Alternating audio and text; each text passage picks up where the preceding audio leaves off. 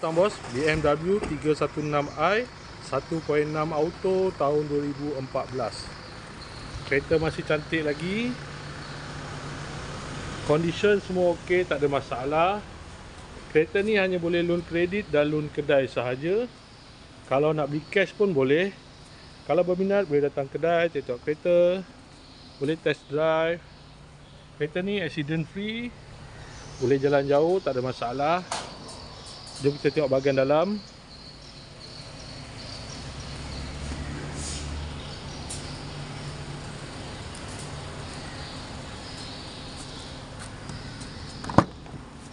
Dalam masih cantik lagi, leather seat.